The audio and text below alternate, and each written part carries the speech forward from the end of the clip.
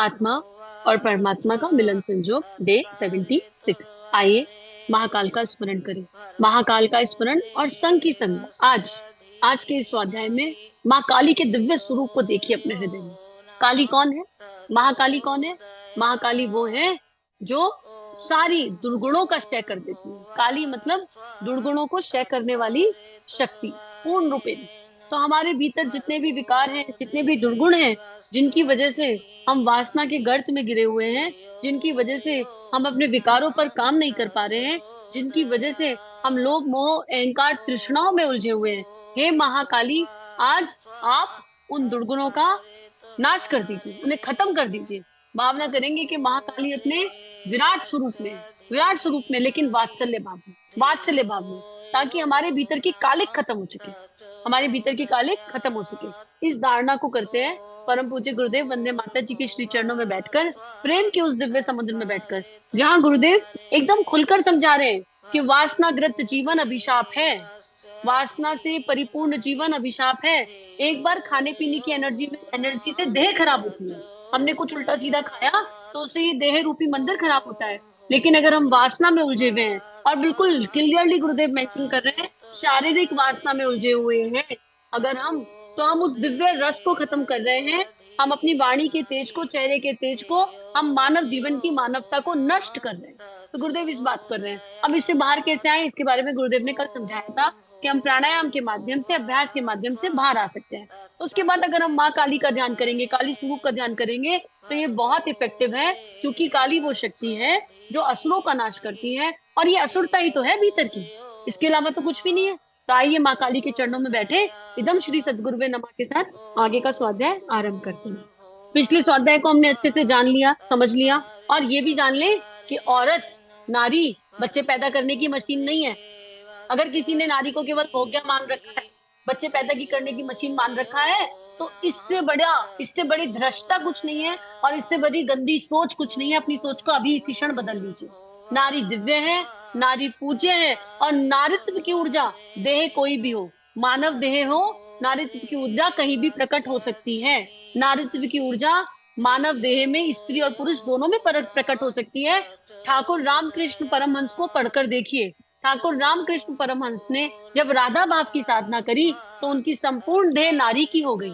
वो इतना तन्मय हो गए, राधिका राधिका राधिका करते रहते थे, हर समय राधे राधे राधिका, जय राधे राधे राधिका, कि श्री राधिका का संपूर्ण प्रेम भाव उनके अंदर समाहित हो गया, और उनकी देह पूरी परिवर्तित हो गई। उन्होंने मथुरा बाबू से कहकर गहने मंगवाए, जेवर बनवाए, 16 श्रृंगार किया, और वो नारी देह में कन्वर्ट हो गए। इतनी दिव्य ऊर्जा, इतनी दिव्य प्रेम की पुकार। माँ काली के उपासक ठाकुर रामकृष्ण परमहंस ने एक दिव्य जीवन जीकर हमको ये समझा दिया। उसके बाद ठाकुर ने जब अपने दत्तक पुत्र को देखा, तो ठाकुर के स्तनों से दूध बह गया। आप सोचिए कितनी दिव्यता होगी।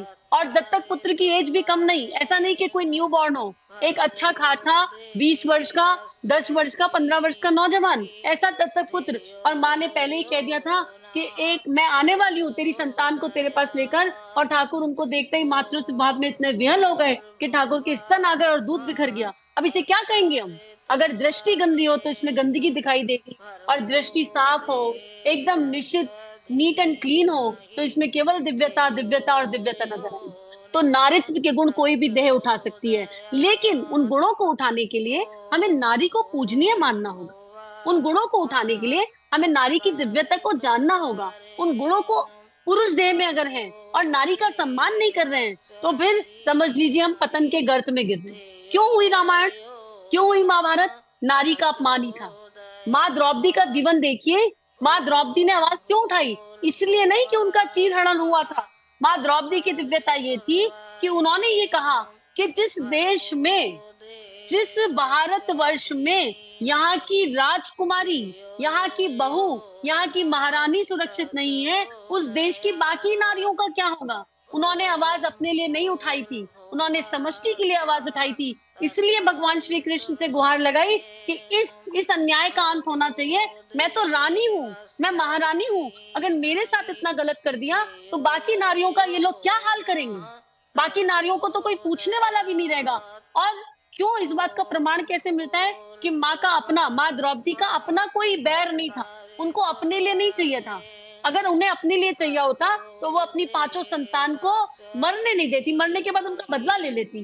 बाद में पांडव सो रहे हैं ये जानकर उनकी पांचों संतान को मार दिया गया, और सारे पांडव उठकर खड़े हुए और बोले हम बदला लेने जाएंगे। तो माँ ने कहा, माँ द्रौपदी बोली, जो दुख मैंने सह लिया संतान के मरने का, मैं नहीं चाहती कि वो दुख कोई और भी सहे। इतनी दिव्य नारी, इतनी दिव्य नारी।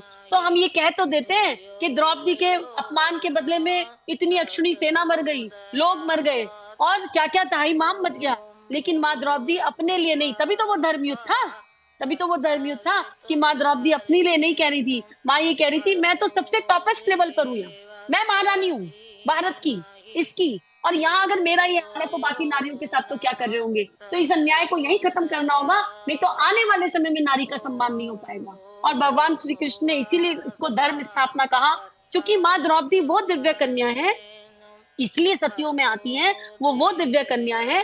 जब पांच पति की बात आई, उस समय काल में पांच पतियों वाली को वैश्या कहा जाता था। और जब कृष्ण से उन्होंने कृष्ण की ओर देखा, भगवान श्री कृष्ण की ओर, तो भगवान श्री कृष्ण ने बस इतना कहा, कृष्णा, युग धर्म के लिए अगर नारी धर्म का त्याग करना पड़े तो सहज कर देना चाहिए। युग धर्म के लिए अगर नारी धर्म का त्याग करना पड़े तो सहज कर देना चाहिए। और सोचिए कितनी कठिनाई आई होगी माँ को, उनके बारे में सोचिए। उन्होंने सहज भगवान श्री कृष्ण के कहने पर नारी धर्म का त्याग कर दिया, और इसलिए वो हमेशा पावन रही, इसलिए वो पतित पावनी है, इसलिए वो सतियों में जाकर बैठी है। ये है नारीत्व की पराकाष्ठा। अगर नारीत्व को जानना और कितनी ऊंची अवस्था है नारीत्व, तो गुरुदेव यही कह रहे हैं कि हमें इन अवस्थाओं को प्राप्त करना होगा। पर पहले हमें इस दिव्यता को जानना तो होगा, हमको इस दृष्टि से देखना तो होगा। अभी तो हम नारी को नारी और पुरुष को पुरुष देख रहे हैं, हम उन गुणों को देख ही नहीं रहे, उन गुणों को आधार ही नहीं बना रहे। अब आगे गुरुदेव कह रहे हैं, आज का हर नया बालक धरती पर अभिशाप है और जन समाज के लिए विपत्ति बनकर ही जन्मता है। क्यों? क्योंकि एक्सीडेंटल आ रहे हैं। अरे जो बच्चा ही एक्सीडेंटल जन्मा है, उसके तो मूल में ही काम ऊर्जा आ गई ना।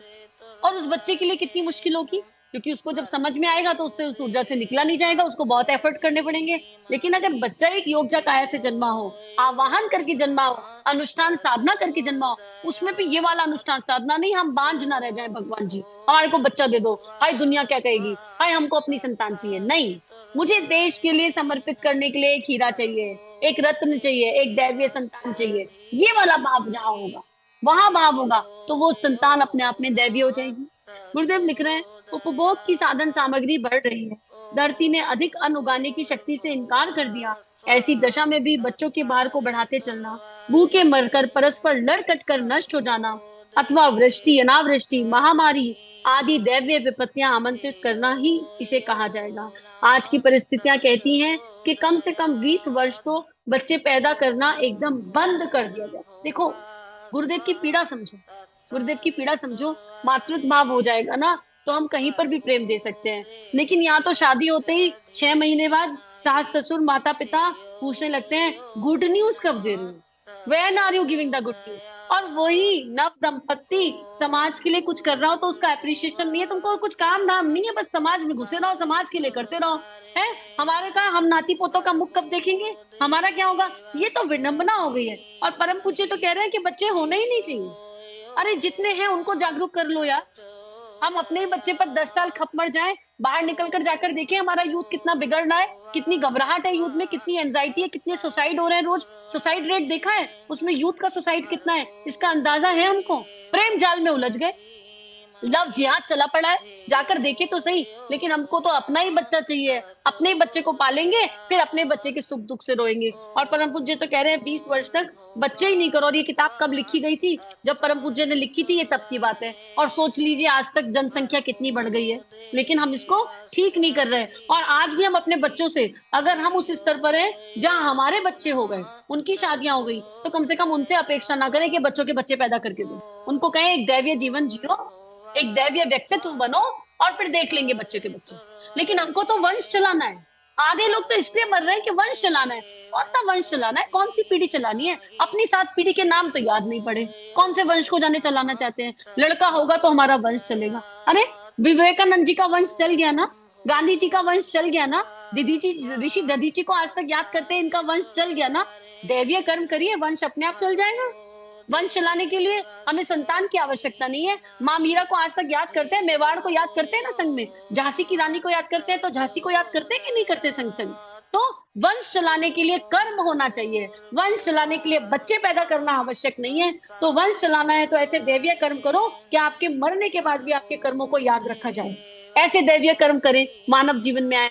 पर नहीं जी, हमको तो बच्चे पैदा करने वंश चलाना है, और बच्चे भी एक्सीडेंटल पैदा करने हैं, और संस्कार किसे कहते हैं? हम तो मोह में पालेंगे बच्चे को। हाँ, अपने नाती पोतों को भी पालेंगे, अपने तो पाल लिए, अब जब भगवान का काम करने का समय आए तो नाती पोते दिखने लगे, हम उनमें उलझे रहेंगे। अरे स्टैंड ही नहीं ले रहे अपने लिए, स्टैंड ही लेने का समय नहीं आ रहा, जाने कब लेंगे ये स्टैंड। आगे गुरुदेव लिख रहे हैं, और गुरुदेव भी क्या करें, वो तो लिखकर चले गए हैं, उनकी सूक्ष्म उपस्थिति आज भी है, और तभी तो ये स्वाध्याय आज भी अंतरात्मा में इंजेक्शन के जैसे घोट रहा है। अब तो मुझे ये विजुअलाइजेशन हो रहा है कि जितने लोग ये स्वाध्याय सुन रहे हैं, उनकी एक बाह गुरुदेव ने पकड़ ली, एक बाह माता जी ने पकड़ ली, और इंजेक्शन लगा दिया आत्म कल्याण का। जागो जागो जागो, उस इंजेक्शन में इतनी एनर्जी डाल दी, इतनी एनर्जी डाल दी कि ये स्वाध्याय आपकी अंतरात्मा को कचोटता रहेगा जब तक आप जागोगे नहीं। गुरुदेव माता जी ने हाथ पकड़कर कसकर ठोक दिया इंजेक्शन, क्योंकि ये स्वाध्याय आप तक आया ही इसलिए। आप लोग बहुत फेवरेट हो गुरुदेव माता जी के, और मैं तो अपना क्या ही बताऊं, ये देह तो आप लोगों के जप की शक्ति से चल रही है, आप जो जप कर रहे हो उससे ये देह चल रही है, पर हम सबके अंदर वो इंजेक्शन अब ठोक दिया गया है। और ऐसा लगा है कि जब तक आत्मा जागेगी नहीं ना, तब तक चैन की नींद नहीं आएगी। और आज तो इस पर यही प्रार्थना है कि हम जब तक जागे ना, हम चैन से सो ना पाए, हम जब तक जागे ना, हम चैन से सो ना पाए, हम जब तक जागे ना, हम चैन से सो ना पाए। रिस्क है, आगे सुनना है तो सुनो, नहीं सुनना तो मत सुनो, तुम्हारी मर्जी। लेकिन अगर सुनोगे तो नींदें उड़ जाएंगी जब तक आत्मा जागृत नहीं होगी। आगे गुरुदेव लिख रहे हैं, आज की परिस्थितियां कहती हैं कि 20 वर्ष तक बच्चे पैदा करने बंद कर दिए जाएं। परिस्थितियों के अनुरूप एक ही बच्चे की बात वे लोग सोचें जिनके पास उन्हें सुसंस्कृत, सुविकसित एवं परिपुष्ट बनाने के समुचित साधन विद्यमान हो। बच्चा पैदा करना बुरी बात नहीं है, करना चाहते हैं तो तब कीजिए जब आपको श्योर हो कि हाँ, हम एक दैवीय संतान को जन्म देकर उसको दैवीय संस्कार दे सकते हैं। साधनों के अभाव में पैदा हुए बच्चे रुग्ण, मूर्ख, दुर्गणी एवं धरती का भार बनते हैं। ऐसा प्रजनन समस्त समाज के लिए अभिशाप है, और उन काम क्रीड़ा में प्रवृत्त दुर्बुद्धि माता पिता पर लानत की वर्षा करता है। और उन काम क्रीड़ा में प्रवृत्त दुर्बुद्धि माता पिता पर लानत की वर्षा करता है। यौन आकर्षण वस्तुतः एक जुगुप्सा मात्र है, जिसे छिपाव, दुराव और रंग बिरंगी लीपी पोती ने तिल का ताड़ और मनोवैज्ञानिक जंजाल बनाकर खड़ा कर दिया। देख लो, आ गया ना मनोवैज्ञानिक जंजाल। साइंस ने कह दिया ये तो बॉडी की रिक्वायरमेंट है, और बाकी रिक्वायरमेंट दिख नहीं रही, बस यही एक रिक्वायरमेंट बची है पूरी करने के लिए, और बाकी सब कहाँ गई? आत्मा की रिक्वायरमेंट कोई बता नहीं रहा, भावनाओं की रिक्वायरमेंट कोई बता नहीं रहा, विचारणाओं की रिक्वायरमेंट कोई बता नहीं रहा। ये देह जो एक दिन मर जाएगी, इसकी रिक्वायरमेंट बता रहे हैं। अगर ये देह इतनी प्रिय है, बुरी, इतनी ही दिव्य लग रही है, इतना ही रस है, तो क्षमा कीजिए जो कहने जा रही हूँ, डेड बॉडी के साथ कर लो ना संभोग, जाकर हो पाएगा क्या? वहां पर भी भावनाएं चाहिए, नहीं कर पाएंगे भाई। तो ये भी एनर्जी आ तो भावनाओं से रही है, पर विकृत भावनाओं से आ रही है। अगर इन भावनाओं को आज की आग नहीं जगाया तो भ्रूण हत्या भी नहीं रुकेंगी। इसके चलते ही समाज में भ्रूण हत्या हो रही है। सोचिए, एक एनर्जी और कितने सारे पाप करवा रही है। भ्रूण हत्या से बड़ा कोई पाप नहीं है, लेकिन पैसों के लिए हम चेक करके दे देंगे कि लड़का है कि लड़की है। डॉक्टर क्या कर रहे हैं? भ्रष्ट हो गए, डॉक्टर भ्रष्ट हो गए, जो ये चेकिंग करके दे रहे हैं कि लड़का है लड़की है, और फिर लड़की है तो मार दो, लड़की है तो गर्भ में ही खत्म कर दो। इस पाप से जन्म जन्मांतर पीछा नहीं छूटेगा, पाप से जन्म जन्मांतर पीछा नहीं छूटेगा। अभी भी समय है, आंखें खोल लीजिए, प्रायश्चित कर लीजिए, आंखें खोलकर प्रायश्चित कर लीजिए, और अभी भी जाग जाइए। उम्र जो भी हो, पर जागृति आवश्यक है, उम्र जो भी हो, पर जागृति आवश्यक है। गुरुदेव कह रहे हैं, इस मनोवैज्ञानिक जंजाल से बाहर आ जाओ, इस रंग बिरंगी लीपा पोती से बाहर आ जाओ, जिसने तिल का ताड़ बना दिया और तुम्हारे दिमाग में ये बात बिठा दी है कि इसके बिना जीवन नहीं है। ये मैरिड लाइफ का एक अवश्यम भावी अंग है, और अगर मैरिड लाइफ में नहीं मिल रहा तो डिवोर्स इसलिए हो रहे हैं। आपको पता है, डेटा चेक करेंगे, गूगल पर जाकर डेटा चेक कर लीजिए, इस एनर्जी के ना मिलने के चक्कर में डिवोर्स भी हो रहे हैं। बताओ, ये कोई कारण है डिवोर्स होने का कि we are not satisfied with our partner? इस एनर्जी के ना मिलने के चक्कर में एक्स्ट्रा मैरिटल अफेयर हो रहे हैं। बताओ, ये कोई कारण है? हम इसलिए बाहर मुंह मार रहे हैं क्योंकि हमारी इच्छाएं पूरी नहीं हो रही, वासना वाली इच्छाएं पूरी नहीं हो रही। अरे किस दिशा जा रहे हैं हम लोग? अब तो हमको जागना ही पड़ेगा। अगर अभी नहीं जागे तो कब जागेंगे? अध्यात्म में रत हैं, अध्यात्म में रहते हैं पर इस ऊर्जा से बाहर नहीं आ रहे, जब तक कर रहे हैं पर इस ऊर्जा से बाहर नहीं आ रहे, क्योंकि इस ऊर्जा की दिव्यता को समझ ही नहीं रहे। इसको गंदगी बना के रख रखा है, एकदम कीचड़ में लिप्त बन के बैठ गए हैं। जब तक जानेंगे नहीं, समझेंगे नहीं, और जानेंगे समझेंगे कैसे? जब बात करेंगे। हमको तो बात ही नहीं करनी इस बारे। अरे क्यों नहीं बात करनी भाई इस बारे में? हाँ हाँ हाँ हाँ, टीवी पर किसिंग सीन आ जाएगा तो चैनल चेंज कर देंगे। अरे तो देख क्यों रहे हो वो मूवी जिसमें किसिंग सीन आता है? तुमको किसने कहा परिवार के साथ बैठने के देखने के लिए? जब तुम उसके बारे में बात करके बच्चे को बता नहीं सकते हो, क्यों सिनेमा लेकर जाते हो अपने बच्चे को? जब बच्चे को समझा नहीं सकते हो कि सिनेमा में क्या चल रहा है और उसका अर्थ क्या है। हम खुद देखेंगे, खुद देखेंगे। बच्चा आएगा तो उसको रिमोट से आगे बढ़ा देंगे। क्यों बढ़ा रहे हैं हम, क्यों कर रहे हैं ये सब कुछ? इसका मतलब हम कुछ गलत कर रहे हैं ना। इसका मतलब हम अंदर से जानते हैं दिस इज समथिंग जो हमको नहीं देखना चाहिए, और हम देख रहे हैं, और बच्चे आएंगे तो हम आगे बढ़ाते हैं। अरे खुलकर बात करो बच्चों से, या तो देखना बंद कर दो ऐसा घटिया सिनेमा, और या बच्चों से खुलकर बात कर लो। अपने परिवार के सामने खुलकर बात करने की हिम्मत रखें हम।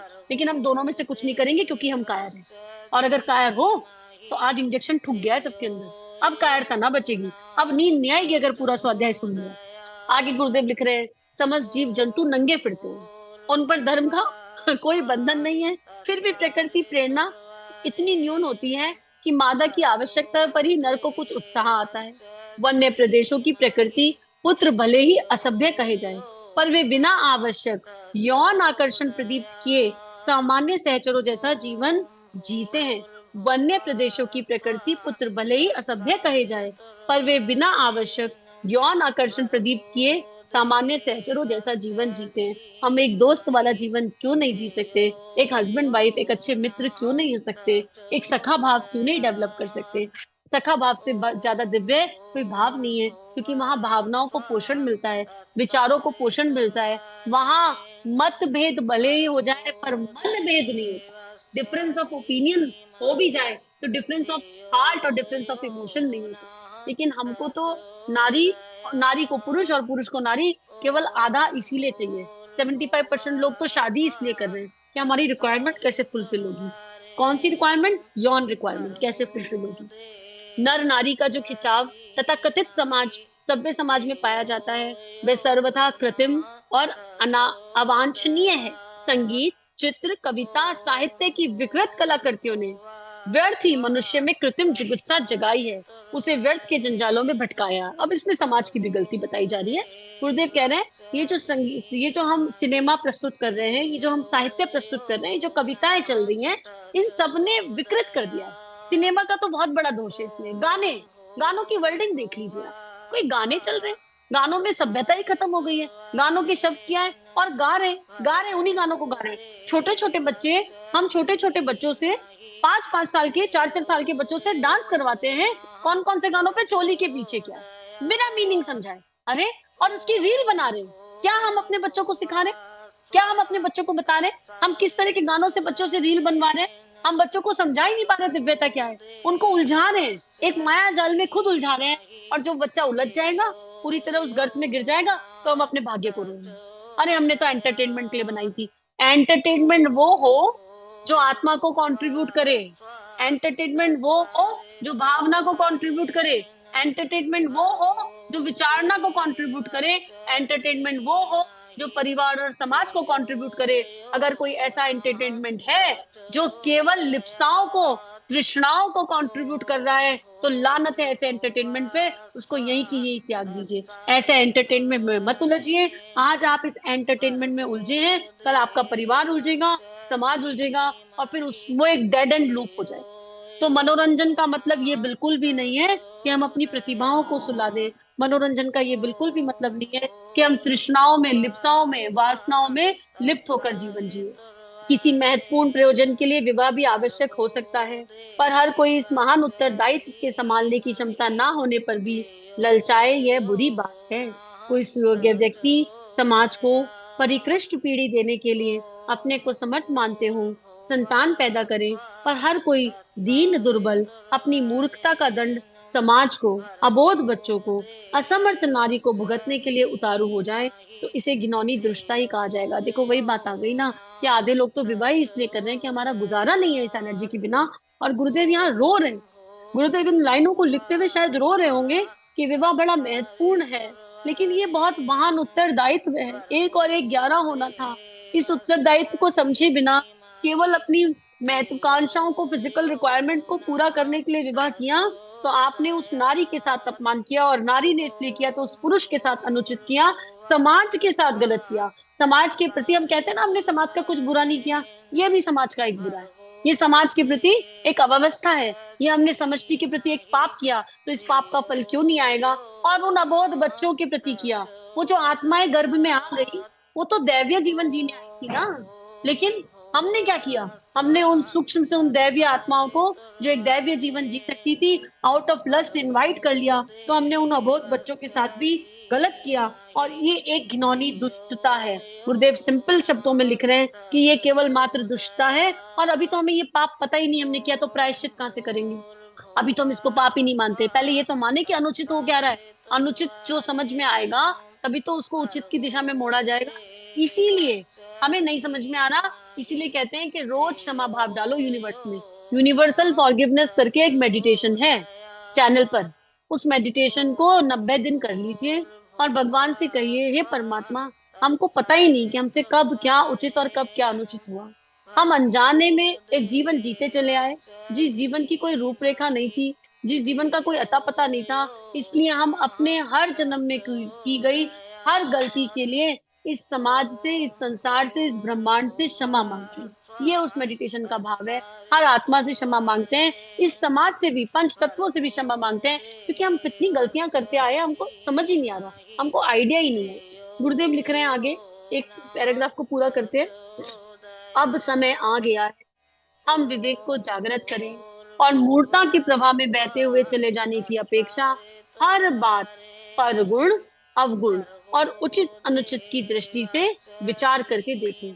हर बात पर गुण, अवगुण, उचित अनुचित की दृष्टि से विचार करके देखें। समय आ गया है कि हम परंपराओं के स्थान पर विवेक एवं दूरदर्शिता का सहारा लें, और उतना साहस जगाएं जिसके आधार पर अवांछनीय के लिए इनकार किया जा सके, और जो उचित हो उसे ही अपनाने का पराक्रम दिखाया जा सके। देखो, गुरुदेव ने पराक्रम शब्द यूज कर दिया यहाँ पर। पराक्रम चाहिए होता है मैदान में उतरने के लिए। कौन से मैदान में? युद्ध के मैदान में। और निश्चित रूप से ये युद्ध का मैदान है। इंजेक्शन लग चुका है, आत्मा कल्पेगी, और जब आप इस युद्ध के मैदान में उतरोगे तो समाज से बहुत कुछ सुनना पड़ेगा। सरल नहीं है इस युद्ध के मैदान में उतरना। तो वीरांगनाओं के जैसे उतरना पड़ेगा, वीरों के जैसे उतरना पड़ेगा, दुस्साहसी बनकर उतरना पड़ेगा। दुस्साहस के साथ ही इस युद्ध में जीत पाई जा सकती है। अपने गुरु पर प्रबल अटल विश्वास के साथ ही इस युद्ध में जीत पाई जा सकती है। नहीं तो जरा भी घबरा गए तो हार सुनिश्चित है, जरा भी डर गए तो हार सुनिश्चित है। लेकिन जब अपने अपने गुरु का संबल लेकर चलेंगे, और हमारे अंतर्मन को पता होगा जो कहा जा रहा है वो मेरे गुरु की वाणी है, गुरु वाक्य ब्रह्म वाक्य है, जो कहा जा रहा है वो स्व का अध्ययन है, आत्मा का अध्ययन है, मेरी आत्मा की जागृति है। और मेरी जागृति अकेले क्यों हो? समाज के साथ हो, सबके साथ हो, हम लोग सब मिलकर एक दूसरे के साथ चले, तो ये जो काम है ये करने में फिर दिक्कत नहीं आएगी। तो अगर आज हमारे घर में बहुएं हैं और अभी उनके संतान नहीं हुई, तो हम संकल्प लेके उन्हें फोर्स नहीं करेंगे। उन्हें कहेंगे पहले खुद दिव्य बन जाओ, फिर संतान लेकर आना। कोई जरूरत नहीं है जल्दीबाजी करने की। अगर एक संतान हो गई तो दूसरी संतान के बारे में सोचेंगे भी नहीं। चाहे लड़का हो चाहे लड़की हो, जो भी आएगा वो दिव्य है, हम उसको स्वीकार करते हैं, इसके अलावा किसी की आवश्यकता नहीं। हम ये छोटे छोटे स्टेप ले लें। अगर हम अनमैरिड हैं और इस स्वाध्याय को सुन रहे हैं, तो विवाह की जिम्मेदारी को समझें, विवाह की जिम्मेदारी को जाने, पहले विवाह क्या होता है इसको जाने, और विवाह करते हुए, विवाह करने से पहले, विवाह जिस परिवार में कर रहे हैं उस परिवार में अपने वैल्यूज और प्रिंसिपल्स बताकर विवाह करें। अपने वैल्यूज और प्रिंसिपल बताएं कि देखिए ये हमारी सोच है, ये हमारी वैल्यू है, ये प्रिंसिपल है, क्या आप सहमत हैं? उस साथी से बताएं कि ये हमारी सोच है, क्या इस साथ में, इस सोच में आप हमारा साथ देंगे? अगर आपको कोई ऐसा साथी मिल जाता है जो इस दिन में सोच में आपका साथ देने को तैयार है, तो विवाह कीजिए। दहेज एकदम नहीं, क्रॉस कर दीजिए। लड़की भी आवाज उठाए, लड़के भी आवाज। शादी महंगी एकदम नहीं, दिन की शादियां, ढंग की शादियां, तरीके की शादियां। शादियों में फिजूल खर्ची, अनंत फिजूल खर्ची होती है। शादियों में कपड़े खरीद रहे हैं, लहंगे खरीद रहे हैं, विचार करें कितना पैसा उन लहंगों पे लगाया जा रहा है। क्यों लगा रहे हैं शेरवानी और लहंगियों पे इतने पैसे? क्या करेंगे उनका? बाद में काम आने वाली हैं। तो एक एक चीज पर विवेकपूर्ण विचार। छोटी छोटी इच्छाओं के लिए प्रवृत्त मन की आध्यात्मिक मन को कुचलना यहाँ बंद करना होगा। समाज को कुछ कंट्रीब्यूट नहीं कर रहे। एक साधारण सिंपल विवाह, दिव्य देव्य विवाह, एक और एक 11 होने का विवाह, और उसके बाद अगर संतान लाएंगे तो पहले ही समझेंगे कि हम क्या संतान लाने लायक हैं, क्या हम इतने जागरूक हो गए हैं, क्या हम एक दैवीय संतान को जन्म देकर उसको दैवीय संस्कार देने का काम कर सकते हैं। परिणाम की फिक्र हमको नहीं करनी, वो तो हर आत्मा अपना भाग्य लेकर आती है, परिणाम भगवान जाने। आज ये देह यहाँ बैठकर इतना बोल रही है, मेरी संतान क्या करेगी मुझे क्या पता।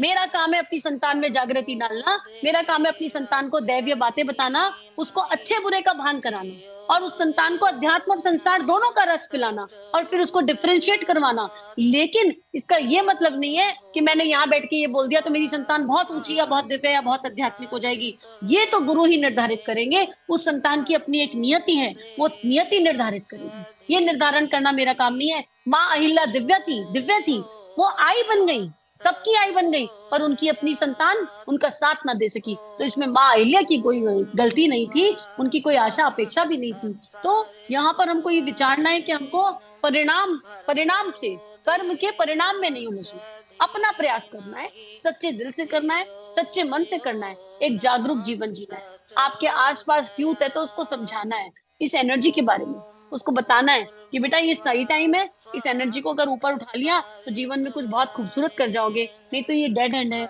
इस डेड एंड में उतर गए तो बिखर जाओगे। ये हमारी नैतिक जिम्मेदारी है। और अगर कोई टीचर इसको सुन रहे हैं, शिक्षक इसको सुन रहे हैं, आप कोई भी सब्जेक्ट पढ़ाते हो, आप बीच बीच में बच्चों से इस बारे में खुलकर बात कीजिए। ये नैतिक जिम्मेदारी है हर एक शिक्षक की।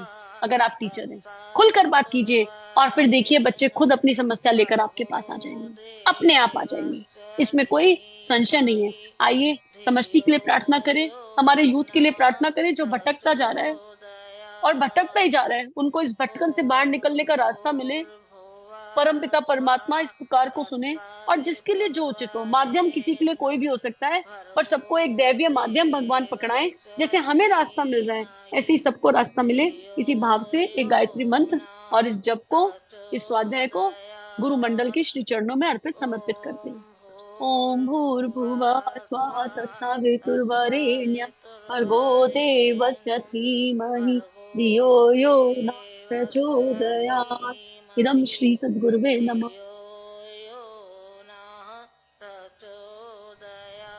हमारे YouTube चैनल को सब्सक्राइब कीजिए और बेल आइकन पर क्लिक कीजिए ताकि आने वाली सभी वीडियो की नोटिफिकेशन आपको मिलती रहे। आप सभी को बहुत बहुत थैंक यू।